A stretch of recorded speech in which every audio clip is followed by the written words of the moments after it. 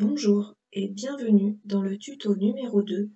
Je découvre et j'explore les différentes applications de NetOcentre en mode élève. Pour pouvoir suivre cette vidéo, tu dois avoir activé ton compte élève dans le tuto numéro 1. N'hésite pas à mettre pause sur la vidéo pour avancer à ton rythme. Pour commencer, tu vas te connecter à NetOcentre avec ton identifiant et ton mot de passe que tu as changé dans le tuto numéro 1. Alors, pour rappel, vous êtes sur Internet avec netocentre.fr ici, noté dans l'encadré adresse. Vous cliquez sur la page d'accueil sur ENT Lycée.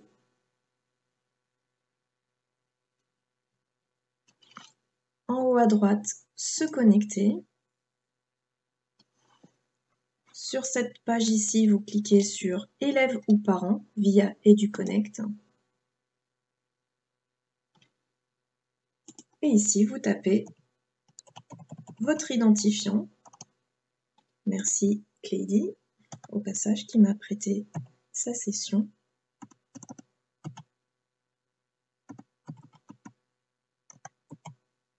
Et on clique sur se connecter. Tu arrives sur la page d'accueil de ta session élève NetOcentre. Vérifie bien que en haut à droite, c'est bien ton prénom et ton nom, le nom du lycée, Gaudier-Bresca, et en haut à gauche, le menu avec toutes tes applications qui apparaissent. Tu as en tout 19 applications élèves qui s'affichent. Nous n'allons pas toutes les découvrir, nous allons en sélectionner 5. Pour cela, tu vas cliquer sur l'étoile en haut à droite, ici, de chaque application. Donc, on va cliquer sur la première, espace vie scolaire. Tu cliques sur l'étoile. La deuxième, espace de stockage. La troisième, médiacentre. La quatrième, mon CDI. Et la cinquième, YEPS.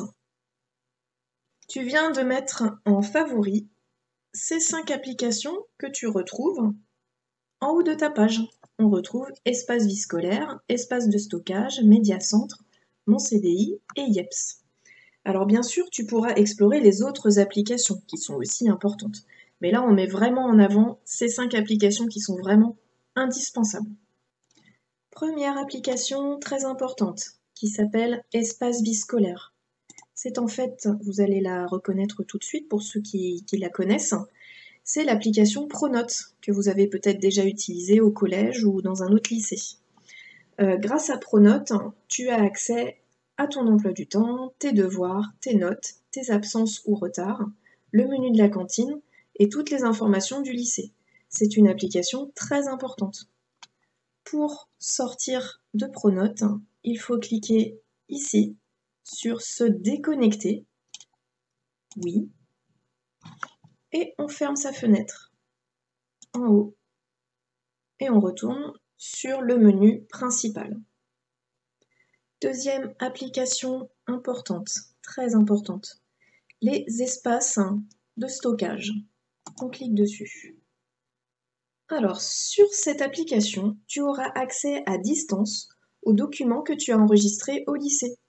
Tu pourras télécharger, déposer, supprimer des documents de chez toi.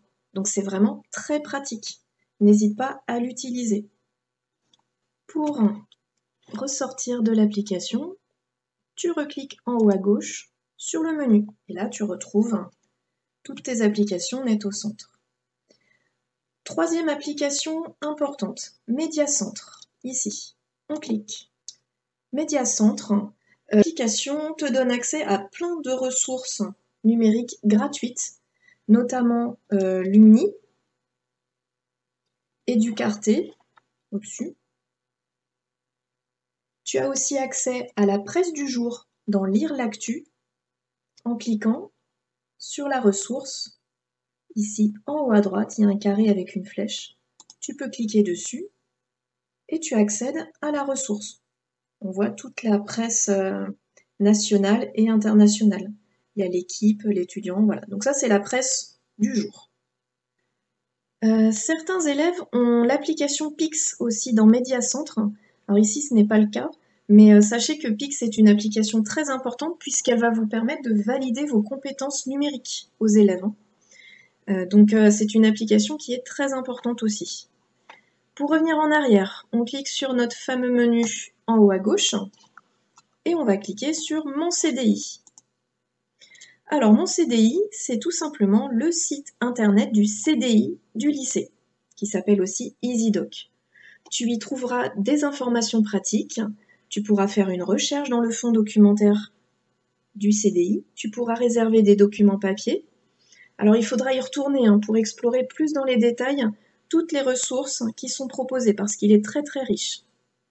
Alors pour fermer le site internet du CDI, on clique sur la croix pour fermer l'onglet et nous allons cliquer sur IEPS. Une fois cliqué sur l'application IEPS, tu arrives sur cette page d'accueil. Alors déjà, qu'est-ce que c'est IEPS?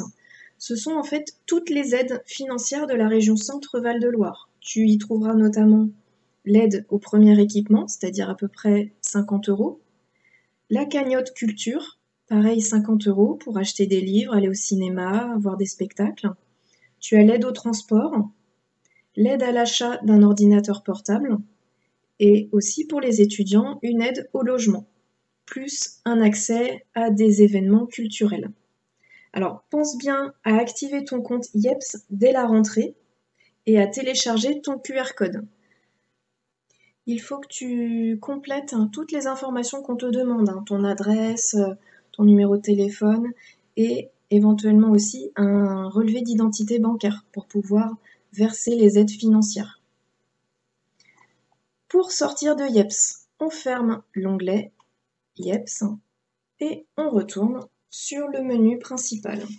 Voilà, le tuto numéro 2, je découvre et j'explore les différentes applications de Net au Centre est terminé.